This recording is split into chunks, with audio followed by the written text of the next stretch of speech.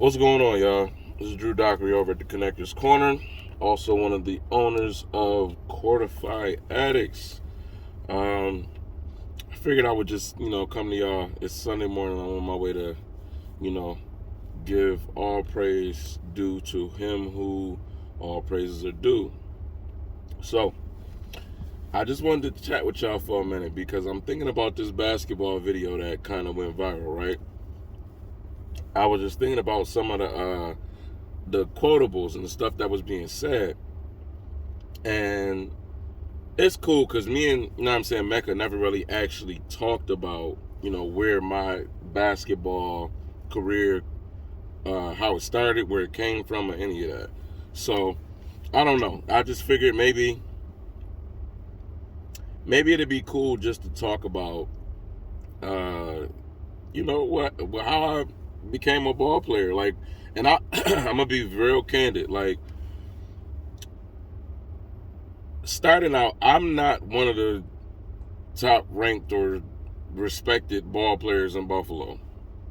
I'm just not. People know me, people know my face from playing ball, but am I like respected as one of the best players here? Absolutely not.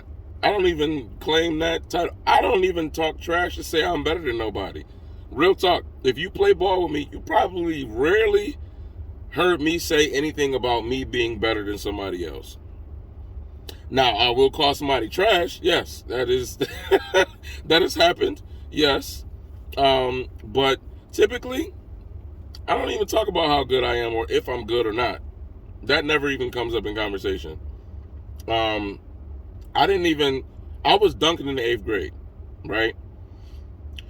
In my era, this is this is what I feel like has changed about basketball. In my era, we separated people who played with refs and coaches and people who played, neighborhood ball, and they were pretty good. I was a good neighborhood ball player. So I was a street ball player. So my game was just totally different. I had a hard time adjusting to playing under the whistle and playing with refs. So I had to really critique my game to play under the whistle with refs and all of that. So by the time I was 17, 18, I could probably do it and do it consistently, regularly. But it took me a while to get to that point because I was more of a street ball player. I grew up in the N1 era. So Skip to Malou was my favorite ball player. Ali Mo was one of my favorites from N1. So it's like I look at basketball as a whole, and it changed so much from that era to now, to where now everything is almost acceptable. You can be a ball player of any kind and you're accepted, whether you're good or semi good, or you could be trash, or you could be okay, or you could be super nice. But now we live in an era where everybody is acceptable on the court. When I was growing up, you couldn't just go to hoop at any gym if you wasn't decent or good. And even the decent players, a lot of times people didn't respect their craft. They call them trash. People that I thought wasn't trash, I thought they was decent or basic ball players, other people would be like, yo, they trash. I won't name no names. It was my boy. We would play every week, at least twice a week together. And he would consistently knock down the mid-range. Like, his mid-range was water. He can shoot the mid-range all day, every day. And matter of fact, the majority of the games that we played on the same team and won together, it was because we took advantage of the mid-range. It wasn't always about the 3-ball. Could we knock the 3-ball down? Yes. But the mid-range was on fire. So we would bop somebody, boop, boop, boop, get to the mid-range, pull up, knock down. And that would be an all-day thing. And he didn't really have like crazy ball handle either. But the whole point was he could definitely knock that mid-range down. And if he got to his spot, he was putting that thing up and that thing was going down. Straight up. So when I look at basketball now, it's like, real talk, I'll just say for my game, I didn't even play high school ball. I played JV for a couple years, got on varsity my sophomore year, and then got kicked off. And by the time I tried to retry out, it was always something because the coach had his favorites. So I really had to fight to get accepted in any type of group. And now I was just like, I got to a point where I was 16, 17, where I was just like, I don't care. It is what it is. If they ask me to hoop, I'll hoop. If not, I ain't worried about it. And I honestly blew my senior year because I got cut. We had 6 or 7 seniors at my high school. I got cut. I was one of the seniors that got cut because I didn't play for one of the prominent AAU teams in the city. Now, the guys who I played with that were on that AAU team, they did fight with the coach to get me put on because we had like 6 or 7 seniors that were actually great players.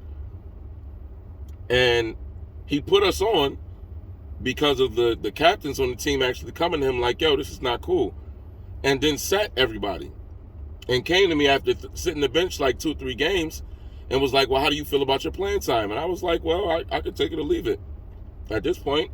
He was like, how do you feel about your playing time? Because it's really not going to change. And I said, well, I could take it or leave it. At the time, I had a kid on the way. So, I was about to be a father. I really had to figure out what life was going to be like. And basketball may not have been the best.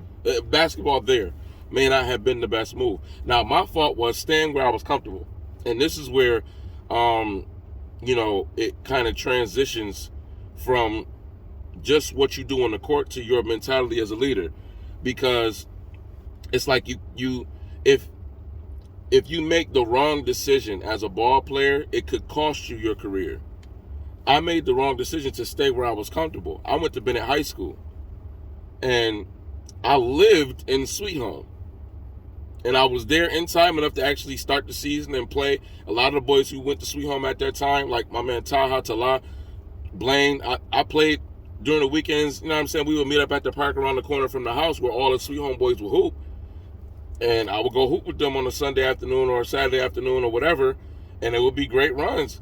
And the fact that I didn't go to Sweet Home after getting that camaraderie with them, I should have went. That was a big mistake of mine. And then it really hurt to see Sweet Home in the sectionals that year. I think Ty had like 40 on my man Tristan. It was bad. He was killing him, but it was tough. And I watched on TV too, so it was tough. I was watching that game. But yeah, it's like I knew that decision could have hurt me, and it did, because I tried to stay where I was comfortable with who I really, felt, acceptance from. Because I had been trying to get accepted as a respected ball player in the town for a long time. I always had a handle. I could always dribble. I could jump a little bit. I could always shoot a little bit. But putting it all together, the sequences to doing all that stuff, I really didn't have all that great. And I didn't have the teaching to make it efficient. Now, or I would say at 17, my senior year, that was when I started to become a lot more efficient. I remember I dropped 22 for the first time. I would always drop like 19, 18, 17, 16. And I would always have a double-double. When I played in different leagues under the whistle and they kept stats, I would have a double-double for sure. I definitely averaged probably like, maybe 17 points and like 13 assists. I always had crazy assists. My assist game was wild. But at the same time, it was that hump of being a premier scorer that I couldn't get over. When I finally dropped 22 for the first time, I was 16. And I remember that game like it was yesterday because I was exhausted. Do you hear me? I was tired playing the way that I played at that time and then doing what I was doing and still had assists. Like, it was tough, but it was hard work. I got with somebody who played pro and was drafted as an NBA player. And from there, I was able to connect with him, and he taught me how to be efficient. He taught me how to put everything together. I met a girl. It was her dad. And that was what changed my game. The power of connections is the key to success. Like, you got to have a good network. That's when I really understood. Like, yo, I could probably go play ball anywhere in town and not have any issue because I was well connected. I knew a lot of people in different places. Didn't know the best people or the most prominent people, but I knew certain folks, and I can go to certain places and hoop. And other people would be like, well, how you hooping here? We had certain privileges because we knew certain people. And it followed me all through my whole basketball career, even in even in college. When I went to college, we would go hoop at different schools. I would play at every college in Buffalo, with the exception of maybe Madai. That wasn't too often. But we would go to Damon and hoop. We would go to Hilbert and hoop. We would go to UB and hoop. We would go to Canisius and hoop. We would go to Duville and hoop. I had connections everywhere. And I ended up going to Duville. That's where I went to college. I actually went to college there and played and was the starting point guard for Duville College. The record wasn't great. They were building. They were in the building phase. My coach had left and came back. It was his first year back. And actually, to be honest, how they got me in school was pretty illegal. I've only heard them doing that stuff for D1 players. But the coach wanted me so bad, he was going to build, and I was just one of the starting building blocks. However, I only needed to play 1 year of college to go overseas, and I knew that. So I just wanted to see what college was like, get it under my belt, get some footage, put some clips together. That was the goal, and then go to work and start, preparing myself to go overseas. But as I was in school, I didn't have anybody to rely on, and my son was a big motivating factor. So I had to do some things that was different. I had to figure out how I could handle that situation and not having no help. And real talk, with his mother being the way that she is, and I'm not even trying to dog her or down her, but I needed her help, and she didn't want to help. She didn't want to be a mom. She didn't want to really be an adult, And that's the sucky part about being a dad. Real talk. Men don't really get a chance to decide anything. And I knew I wasn't really ready for a kid, but when she said she was having it, I'm just like, what can I do? Ain't nothing I could do. So I just sucked it up and tried to be the best man I could and be the best father I could. So I even told her, yo, I don't have no money. At this point, I ain't got no bread. I had some opportunities. I probably should have took them. So I had an opportunity to be a Wall Street trader. I didn't take the opportunity. Ended up learning trading anyway, different way. But I had an opportunity to be a Wall Street trader. Had I known I could do that and still play ball, I would have probably did it. But I didn't do it because of who it was coming from or who was the connecting piece. And the connecting piece, I didn't trust. Sad to say. And I don't even want to say who it was, because it would just, a lot of people would be upset. But it was somebody extremely close to me, same blood. And I didn't trust it. What they were deciding. I thought they were deciding, or anything that was connected to them was a decision based on what they wanted instead of what I wanted. And if, just from my dealings with this individual in the past, it was either their way or no way. And it always went bad. So, well, at least bad for me, because it wasn't what I wanted. It was always what they wanted. So, yeah, it was just a tough situation. But real talk, got into basketball. That was my first love. So, yeah, I played college ball. But it just took me a long time to get to a place where I was comfortable in my skin. And I was confident in being me. So I never looked at myself as a premier ball player in Buffalo.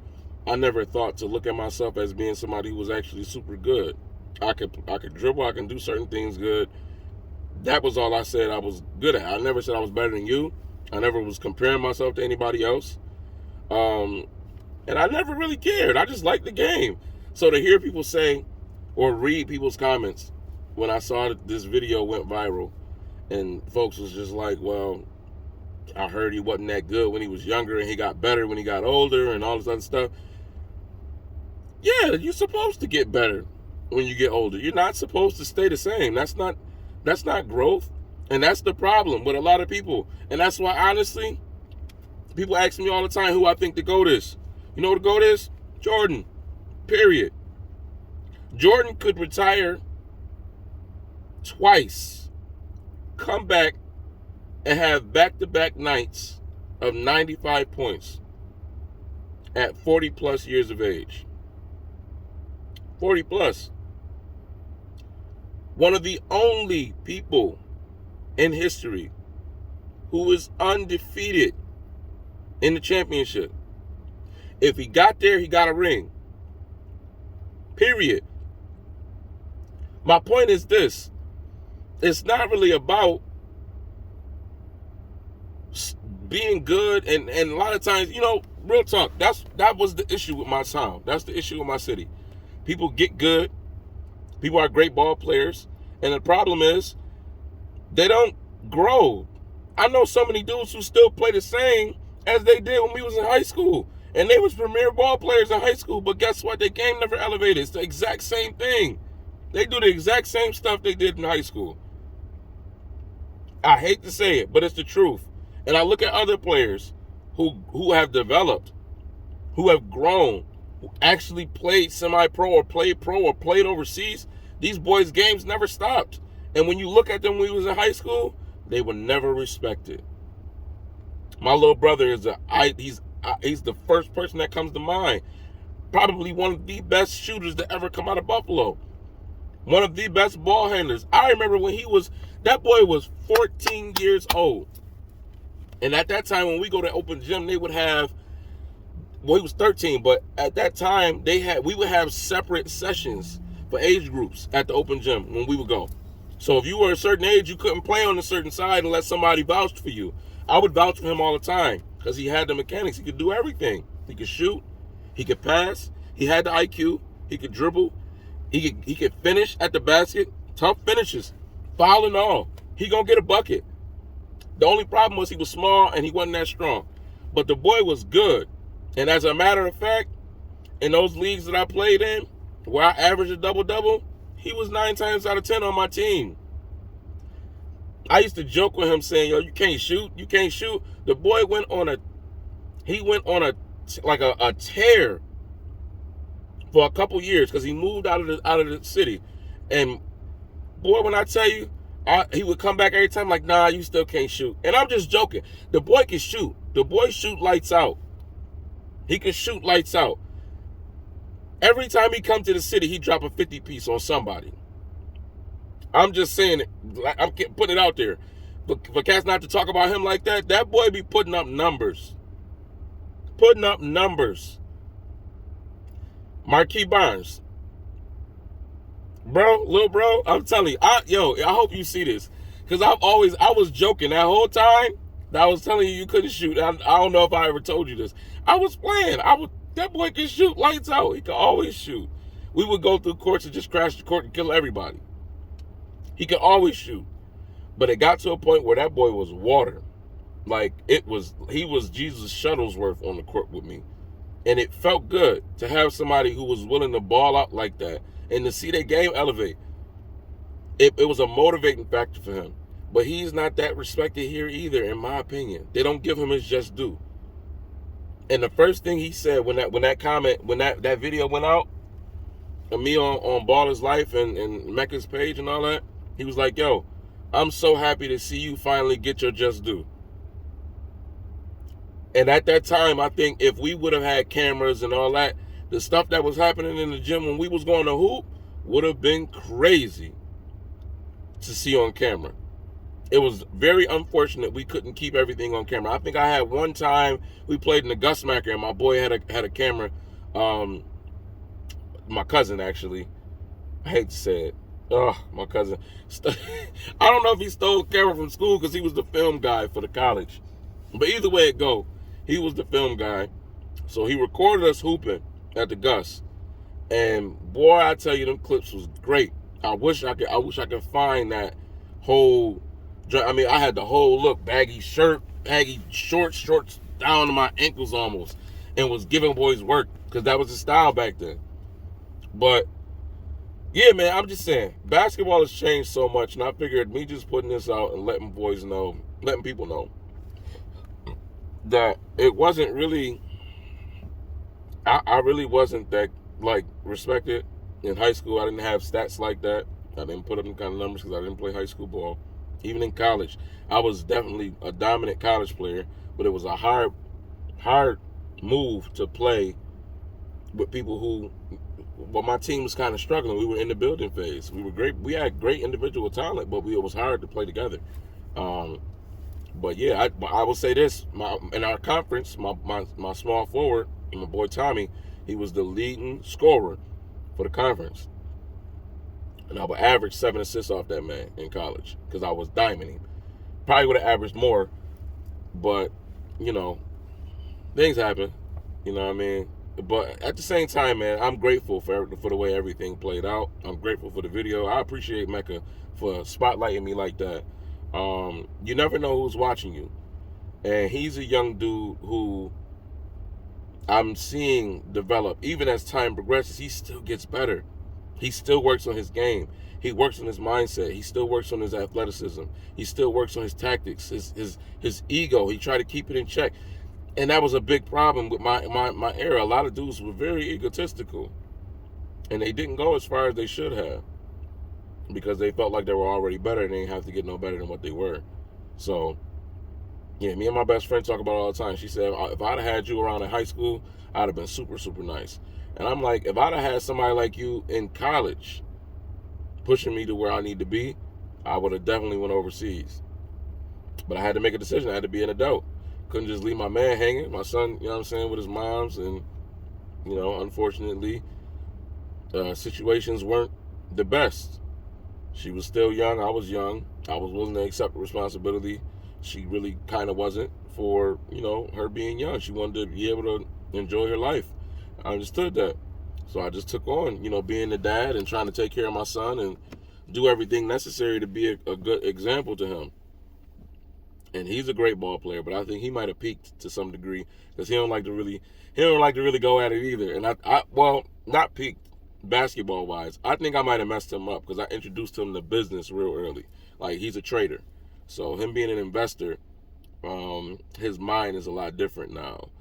But, you know, and he just had a kid, so now I'm a granddad. This is crazy. But but no, I definitely I have enjoyed this journey, and just seeing where everything goes from here with Courtified Addicts. I hope y'all, you know, enjoy the ride too, and I hope y'all are along for the ride. But yeah, that's just my piece on the whole situation. I hope you guys can, you know, enjoy that trip down memory lane, giving you guys a few factuals. Yeah, man, Courtified Addicts is about to be popping. Me and the two awesome ladies I'm working with is about to be up. So thank you for tuning in. Leave some comments down below. Let's create this conversation, this dialogue for what we're doing over at the Connectors Corner, the Courtified Addicts section. And, you know, I guess I'll talk to y'all soon, man. As I tell y'all all the time, man, dream bigger, believe better, and expect greater. I'm out.